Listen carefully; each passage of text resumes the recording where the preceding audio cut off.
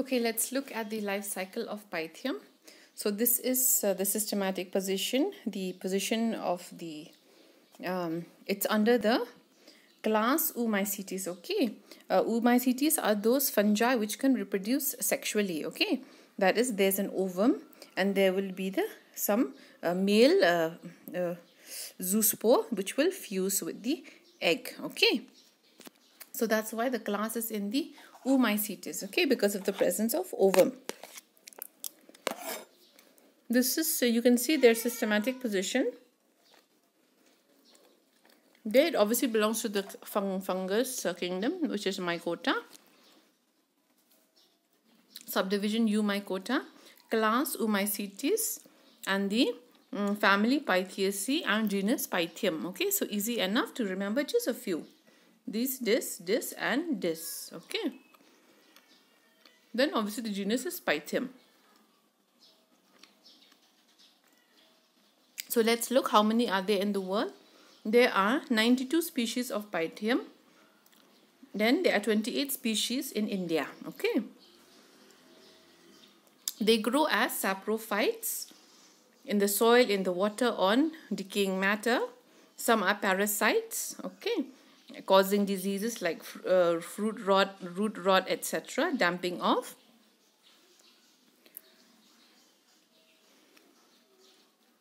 And then the example is Pythium dibarianum ultimatum. Okay, so these are the common ones, dibarianum and ultimatum.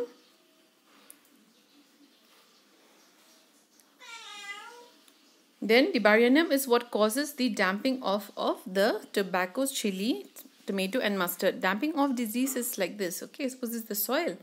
This is the stem.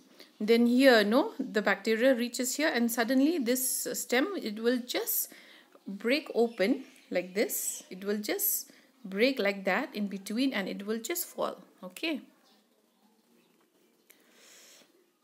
Then Gracilis is a parasite on Vaucheria. Okay, so those are some examples. Then these are the diseases that Pythium causes. So the one that we know was, I told you, is the damping off disease of the dibarianum species. Then just remember a few. Then Indicum, which comes from the word India, no? It causes fruit rot of lady's finger. Okay. Then Butler. You know who's the butler, right? So Pythium butleri, fruit rot of cucurbits. Okay, cucurbits. The, what to say, the mustard family. Okay, cucurbits.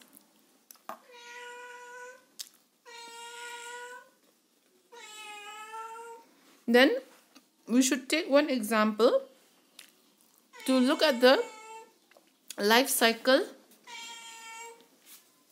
The life cycle of Pythium. We can just take the representation of one family.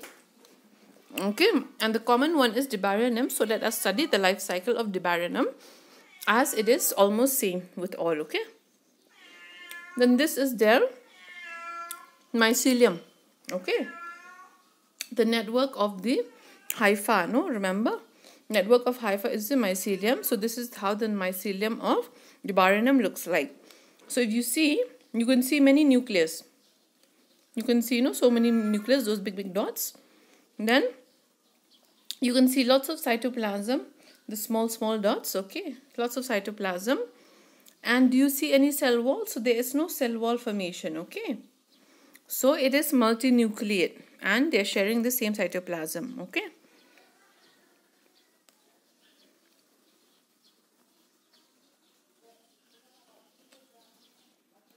Okay, looking at this sporangia, so it's from the mycelium, there is development of a vesicle, okay. Then when it matures, it becomes a sporangium, and then those sporangia, they will just limit a second top like that, okay. Like a bottle, no, it has a bottle cap and then the bottle is down, right? So imagine that, okay. So in that bottle cap, you have the zoospores. And then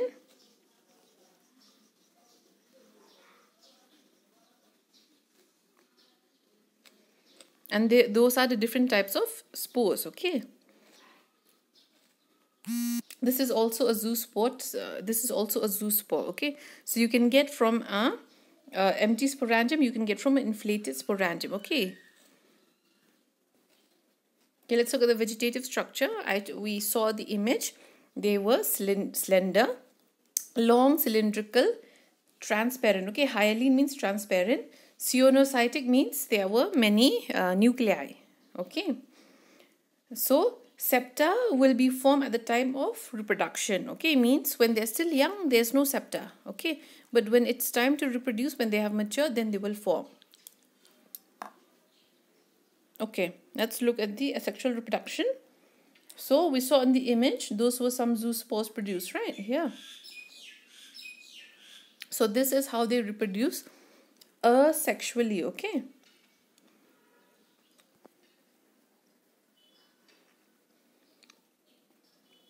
The zoospore is produced inside the vesicle, okay?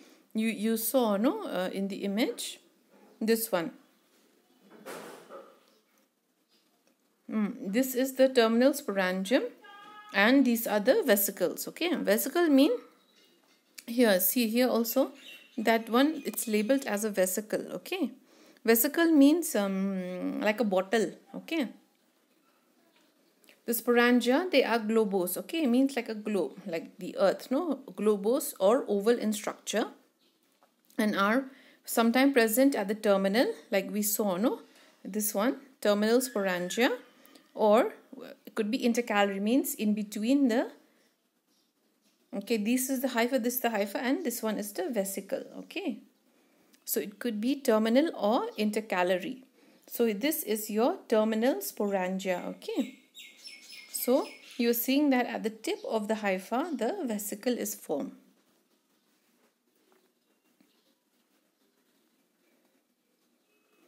The terminal or the intercalary region of the hypha, it will swell up, okay, to form a globose to oval structure, okay. Then the sporangium is many nucleate, okay, multinucleate.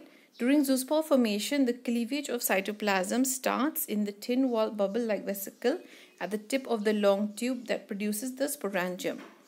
So simply, it started with, remember the hypha? It was just like this, no branches, and all were having a nucleus in the same cytoplasm. But what happened is, this vesicle will become like it will swell up. It has swelled up. So there are still so many nucleus here, here, here, even there in the rest of the cytoplasm. Many nucleus. Then cleavage is means the wall formation will start, okay? So when I say cleavage, I mean wall formation starts. So when the wall formation starts, this one also gets a nucleus, this one also gets this one nucleus, this one nucleus. They all get a nucleus, and from each of this will form the zoospore.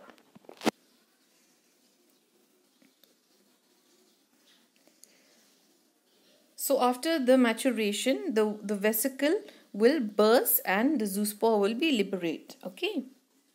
So the zoospore is kidney shape, okay? Secondary type, that is kidney shape, that has two lateral flagella attached at the concave region. So very simple diagram, just from your own imagination, because they have described it so well, no, like this, okay, just like that. So since it has flagella, so the zoospore, it can swim. Then when it will rest, it will form a cyst and then germinate by germ tube to form the new mycelium, okay? So what happened is, this one, it has burst, okay? It has burst and it has released the zoospore, okay? The zoospore has released, and then there's water, right? There has to be some water. So it will swim for some time. After it swim, it will rest, okay? Once it will rest, it will form a covering, okay? It will form a covering so that it's protected from the elements, and then slowly a germ tube will come out and then it will grow, okay, and develop the new mycelium. Sporangia of other types like the filamentous are formed in pythium, gracilis, etc. So they are scarcely distinguishable from the vegetative cell and are slender, simple or branch filaments. Okay. So other than those kidney-shaped sporangia, no, there are other type which look like this only, look like filaments only, no. So the filament looks like that, and the hypha also is looking like that. So you cannot really distinguish between the mature one or the what to say, sporangia. Okay. Then you have sporangia which are lobe. Remember the picture we saw? I'll just show you again.